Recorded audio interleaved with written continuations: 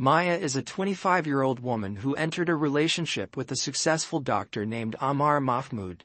In the early days of their relationship, Maya thought she was living a dream. Amar would take her to expensive places, give her gifts whenever he could, and also take her on private jet trips. After some time, Maya moved in with Amar to his luxury apartment in New York City, and that's when things changed. Amar revealed his true nature, and the dream Maya thought she was living turned into a nightmare.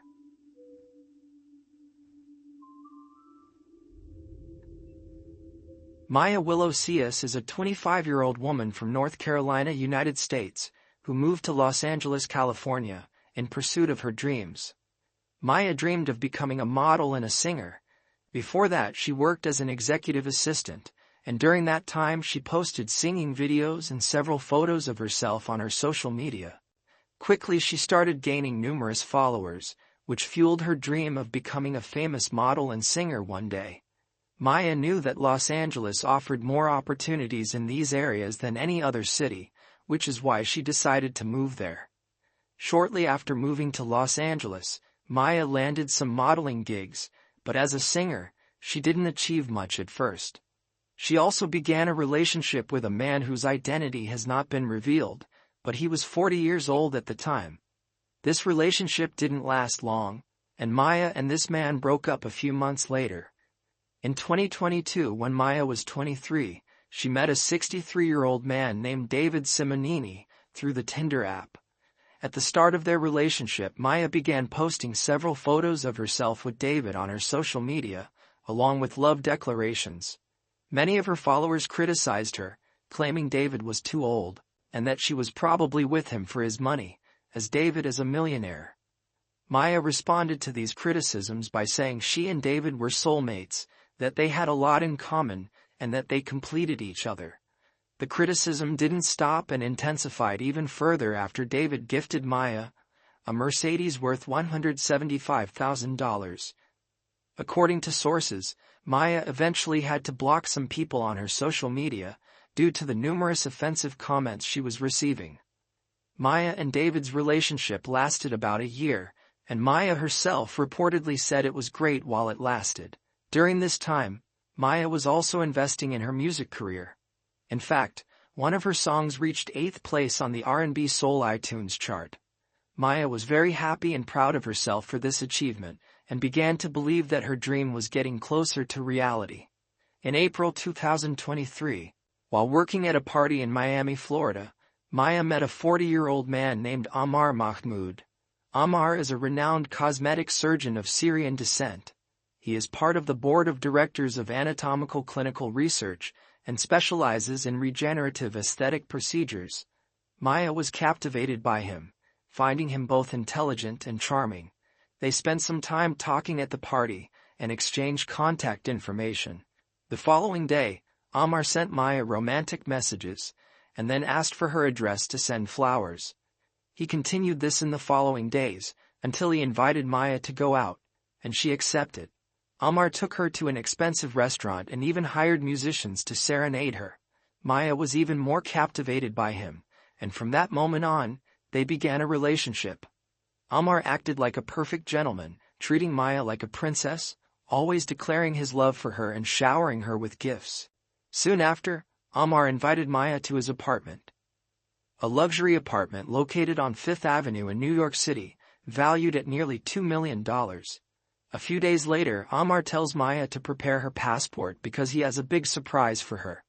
Maya prepares her passport and says everything is ready for him, and Amar takes her on a private jet to Dubai. In Dubai, the couple frequented the best and most expensive places. Amar also bought numerous gifts for the young woman, who, dazzled by everything, believed she was living a dream. But what she didn't realize was that this dream would soon turn into a nightmare. Before we continue with the story, we need to delve deeper into Amar's life to better understand the kind of person he is.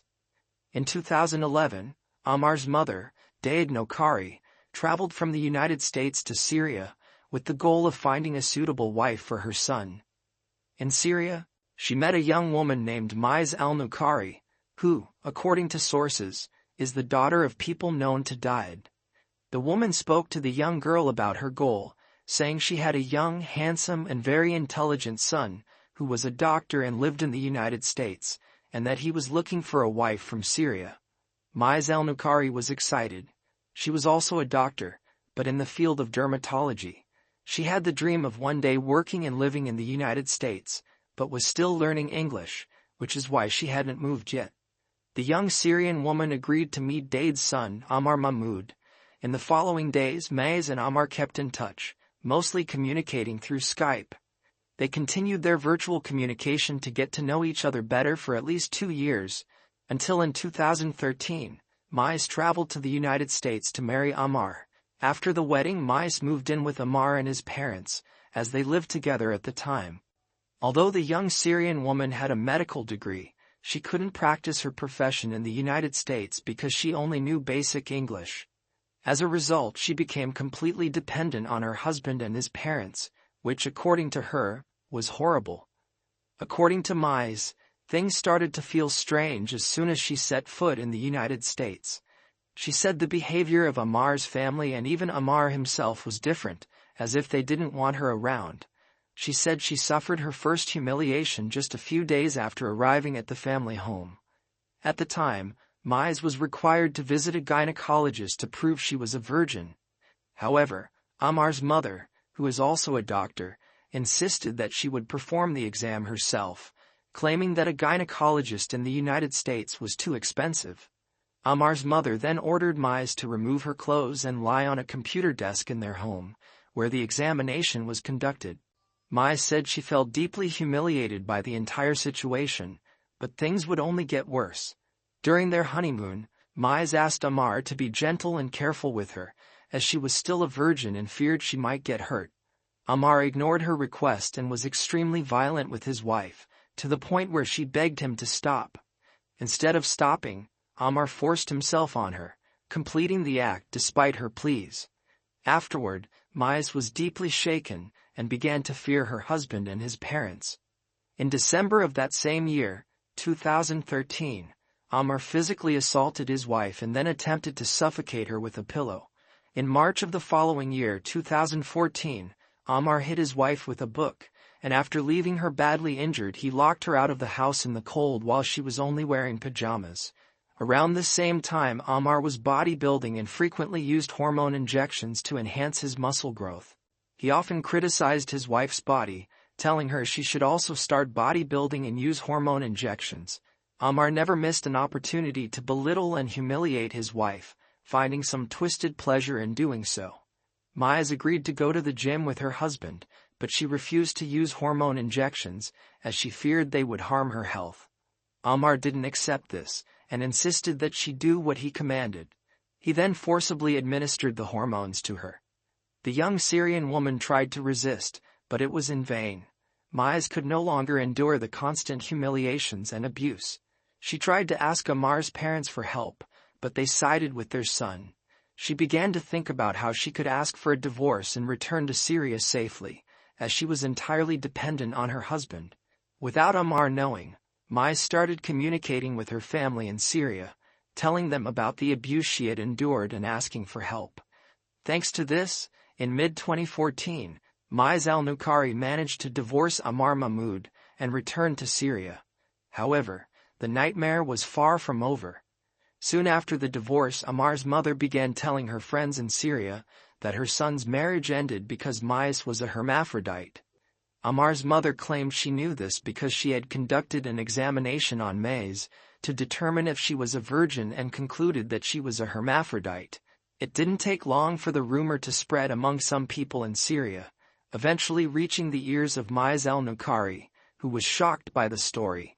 This could further ruin the young Syrian woman's chances of marrying again one day. Outraged, she sought legal representation in the United States to file a lawsuit against her ex-husband. Maiz al-Nukhari filed 37 lawsuits against Amar Mahmud in the Manhattan Civil Court, including charges of assault and defamation. The case dragged on for years, as the young woman had few pieces of evidence and no witnesses to back up her accusations. As a result, many people were skeptical of the truth behind her claims, but after what Amar Mahmud did to Maya Willosius, people began to believe Maiz. Now let's return to the case of Maya Willosius. After Maya and Amar returned from their trip to Dubai, Amar invited Maya to live with him in his luxury apartment. Maya accepted the invitation, and within a few days, she moved in. Everything seemed fine at first, but it didn't take long for Amar to reveal his true nature. First, Amar began to isolate Maya from communicating with her friends and even her family. He also disliked her being active on social media, something she frequently used due to her work. When Maya refused to do anything Amar ordered, he would become violent, only to later pretend to feel remorse and repeatedly apologize. He did this countless times, almost like following a pattern. Amar also didn't like when Maya went out to handle work-related matters. Although Maya didn't know anyone in New York, she managed to secure a few small modeling jobs. Without her knowledge, Amar installed a tracking app on her phone and began to monitor her every move when she went out alone. As time passed, things only got worse. By day, Amar worked at an aesthetic clinic, catering mostly to wealthy clients, and by night, he attended parties filled with alcohol and illegal substances. These substances made Amar even more violent. At one point, in order to have more control over Maya, he began drugging her without her knowledge. First, he started putting sedatives in her food and drinks, and later he began offering her these same sedatives, lying and claiming they were supplements that would be good for her. With these sedatives in her system, Maya spent more time asleep than awake. During this time she rarely posted anything on her social media and didn't communicate as frequently with her friends and family. While Maya was completely drugged, Amar took the opportunity to host private parties in his apartment, where he hired prostitutes and consumed large amounts of drugs. On one occasion, Maya woke up in the middle of the night after the sedative's effect had worn off. As she got up, she heard noises coming from the living room of the apartment. When she went to check what it was, she caught Amar with 3 prostitutes in the act. Maya started shouting at him and told the 3 women to leave. After they left, Amar began to physically assault Maya, leaving her badly injured. The next day, Amar showered Maya with gifts and begged for forgiveness. Maya accepted the gifts and the apology, but this would not be the last time such an incident occurred. One night, once again in the middle of the night, Maya woke up to noises coming from one of the bedrooms in the apartment. When she went to the room, she found the door locked, and when she knocked, a woman answered. This woman was another prostitute hired by Amar, who at his command slapped Maya in the face as soon as the door was opened. After that, Amar encouraged the other prostitutes with him to also hit Maya, saying that it was all part of their fantasy and that he would pay more for it. Amar also assaulted the young woman, and due to all the violence she became unconscious, only regaining consciousness the next day. When she woke up, Maya felt very ill. Her whole body ached, and she couldn't open her right eye because her orbital bone was broken. Amar followed the same pattern, apologized, gave her gifts, but this time, Maya hesitated to accept them. She said that she needed to go to the doctor to get some tests done because she was severely injured. Amar refused, fearing that she would report him. He kept Maya locked in his apartment against her will for more than a month. His goal was to maintain control over her until he could make her forgive him and somehow make her forget what he had done. As the days went by, Maya's eye worsened. Amar then said he would treat her himself and that she would get better. The man injected a substance used for aesthetic treatments above her eye. He did this sadistically without anesthesia so that she would suffer. This substance did nothing to improve Maya's condition. On the contrary, it only made things worse, especially because the substance was not suitable for treatment. In addition to his sadism, Amar also did this to protect himself, as if Maya reported him. He could claim that her eye was in that condition not because he had assaulted her, but because it was the result of a failed aesthetic procedure. In December 2023, Maya realized that if she stayed with Amar, she would end up dead. It took her about 8 months to realize that he wasn't the Prince Charming she had expected. It was then that Maya decided to escape and never look back. She waited for Amar to leave for work, packed her things, and I'm not sure whether she broke the apartment's front door or found a hidden key. The fact is, after escaping the apartment, she went straight to the airport and took a flight to Los Angeles. Upon arriving in Los Angeles, she had time to reflect on everything she had been through, and then sought medical treatment. In addition to the numerous injuries on her body, such as her broken right orbital bone, Maya also suffered severe psychological damage. The young woman was diagnosed with post-traumatic stress disorder and panic disorder. Determined not to let Amar get away with it, Maya, along with his ex-wife, sought legal representation and filed a lawsuit against Amar. According to sources, Maya is demanding a sum of $10 million for the physical and psychological damages Amar caused her. Amar Mahmud was summoned by the police to provide clarification, but he denied all accusations. Besides her injuries and her testimony, Maya has no other proof against Amar Mahmud. As a result, the man has not been arrested. According to sources, there is a record of a call made by Maya to 911 a few months before she decided to flee. Maya reportedly made the call from Amar's apartment after being assaulted by him. According to her, at Amar's request, who threatened that she would ruin his career, she withdrew the complaint she had filed. Currently, Amar Mahmud is facing lawsuits from both Maya Sias and Maya Zelnukari, his ex-wife who lives in Syria. According to a report by the New York Post, Amar continues with his life as usual.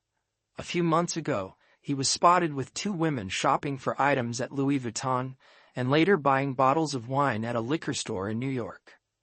During my research for this case, I came across some interesting comments.